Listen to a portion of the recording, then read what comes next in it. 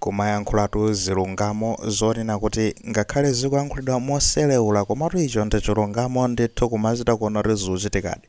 Akuti polisi ndionera kuti iwenso ikufufuza za iweyo mwene usaitenso kudandaula kuti kodi ineyo mudzandimanga litino ikufufuza ningokupatsabe mahinti abwera azakuti apa iweyo Moses Kunkuyu kumayankhulatu live itu kumamuvungira mawu adza nayenso namayankha mbali naye kumati ndaninso kodi amene akuvunga mawuyo ndina malombaro padza iyeyo ndaitaka kumapezeka kumakandaro anzakewo kumaita kuipatsa moto kuti agwe ndi mabipi kuti mumangidwa inuyo ndipo polisi sikusekereraniya.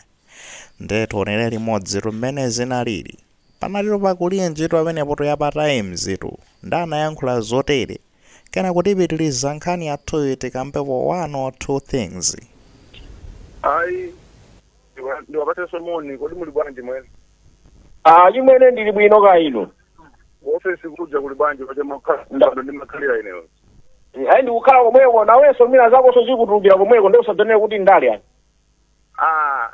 Mwene tabwera ni mwansanga ino ndudaba kuti ayi afufuza polisi omwewo ndio usadonene kuti ayi mwakuti akufufuza. Mwagondeka nkopseza wanthu inu koma simuvira nazo patatu.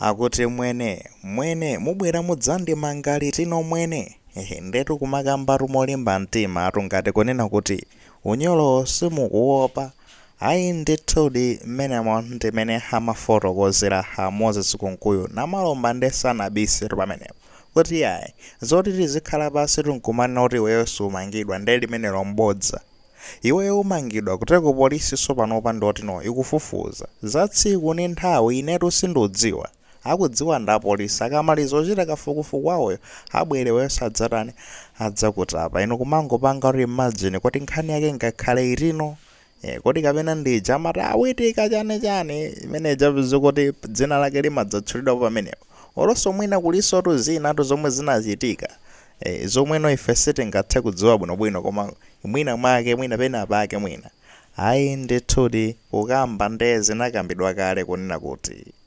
December uyoyo ndeti kamafika no pa 25 December pa Christmas pamenepo ndizoone kuti inatu saidya Christmas kwawo Christmas yo ndoti akaijera kundende mukonzekere maunyolo ayenda nde akuti Akunkuyu mukonzekere ukubwera kumeneko unyolo nde mukhoza kuona mudi maonekabe ngati ndiyongocheza choncho komano nde kuti no behind machezawo muzozoti there are some truth palitu nde kuti no tidzilungamo tinatake pasipo kuti magayi akhoza kukhala akutapidwa ndithudi. Kodi kumangana kumeneko nkumangana kwa ndale enatu kumapereka mafunso ngati amenewo kumangana umeneko nkumangana kwa ndale pamenetu ineyo pandisangalatsa ndi pameneno namalomba akunena kuti iyayi mwene mudikiretu inuyo mumangidwa ine sinduthodziwa yayi amene akumangeniwo nda polisi mwayiona pamenepo pajati manena kuti polisiyo ipatseni mpata igwire ntchito pamenepo ndi pamene ineyo pakundiwaza kwambiri kuti okumanganiworu ilisakhale kuno tino ndi chipani yayi sanyamata achipani makadeta aja amazipenta blue aja magayi amene samene adza kumangeniya amene akumangeniru ndi Malawi Police iniyo mulimbana ndi Malawi Police nchifukwa even kaya nzimawalanti zikamabwera kaya nzakukhoti china chilichonse mukamange wakuti zikumalembedwa kunena kuti chani akuti the state versus munthuyo mwayiona so izizoona kuti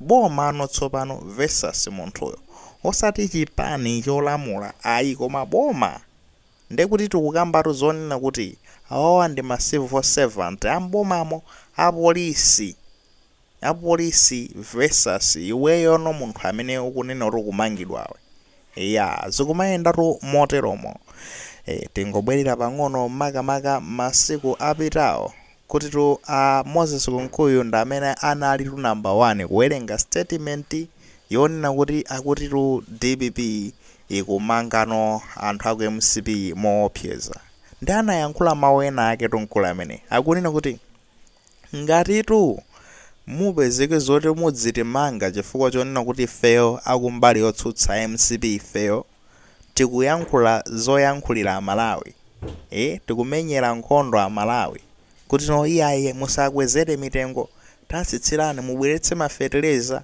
tikamayankhulira Amalawi. Nde inu nkupezeka kuti mutimanga kuti no mwina mwake mutitseke pakamwa. Nde mutimanga aditu ifeyo sitikusiya kuyankhulira Amalawi, tipitirizabe kuyankhulira Amalawi. Nde muzipezeke zonoti kuti muzingotimanga everyday koma ifeyo sititani sitisiya situopa. Statement imeneyo mukamayimva statement ito yolimba mtima iyo. Enaso kumata statement yoyo nde kuyankhulidwa ngati anthu wandeti akukonda Malawi, anthu amakonda Malawi. Ayi ndithu deep down statement manager yokonda Malawi. Ino magaye mukanakhala mmakonda Malawi zikanaoneka kale nthawi imene malamulira. Zochitika zanu mene munapangira treat Amalawi, mene munkayang'anira nkhani zokhudza na rule of law, mene lamulo limagwirira ntchito silimagwira ntchito, mene polisi imagwirira ntchito, mpaka na ame imene amwene asilikali mpakana munapanga silence on the side, asilikali kumangoyang'ana nde kuti no anthu akumenyedwa azikwanja kumenya anthu chani. Nde inu mmakonda Malawi. Ngati mukukamba nkhani zonena kuti yayi ifeyo tidziyankhulirabe Amalawi kuti musakwezere katundu mitengo itu ngati katundu wafika pene wafika apa anthu wake nde mudali inuyo. Abomatu komatu silimene limakwezatu mitengo ya katundu, ndama business amene amakweza mitengo ya katundu, koma mudziwe zonena kuti boma limakhala ndi ka department kamene kamachita no amati price control, kupanga control mitengo ija. Nde muona kunena kuti boma ka department kamene kaja adaganizore kazingokhala kumangoyang'anira anthu akamakweza mitengo, kumangoyang'anira zikatunda kwera mtengo osapangapo chena chake. Ka department nde kuti zora nthu zora anali in support kukwezedwa pa mitengo ankapanga support zimenezozo. Mwayiona mfake sankazipanga control ya. Nde nkumabwera liroli iyayi ifeyo runde moti mangadi zenizeni kuyankhula ngati kuona kuti ndokonda Malawiyo, koma zono kuti yayi magaye noyonse zoti ndinokonda Malawi ya.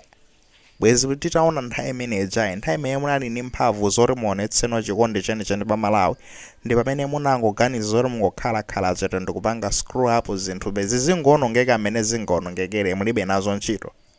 And then pano few months later mukubwera ano ayi mutimanga nde uyutu akumaita otsimikiza nayenso tukayende bwanji kana malomba akumapyetsatu mtimatu. Amapezeko zoti akumayankhula muja mosabisa lino mukalira zenizeni ino. Anaita oyamba kalekale ku parliament mbuyo muja kuti mukonze majeni akulingadzi uko sikidzizika kubandulani mukonze, anayamba kalekale apa iye ndesa kumabisa kumangoneneratu. Mwene inu mumangidwatu musadandaule, inu ya polisi kubwera ikumangani, komano ine sindudzo zoti ndili tino. Mwayione imene kumankhula moseka akubaya chilungamo chenechene. Nde namalomba upoleso moto fwachonena kuti uwagwetsatu mabibi anzako watu. Amasekelera nkumankhula molimba mtima choncho, koma akapitano kuchipinda kwawo madzulo makamaka amanjenjemera, zimanjenjemeretsa kwambiri. Amanthunthumira ndithu kuti koma mukuti mawa silingakhale day yanga yomaliza yoti ine ndikupita muchitokosi, kuti mwina mwake day yanga yomaliza kugona mu pabedi yangayi. Zinthu ngati zimenezozo kuwalanga psychological torture. Muli maganizo ena aliwonse pa nkhani imeneyi ayikeni mu comment section, koma nde kuti kumayika so molemeza maganizo anzathu akuti.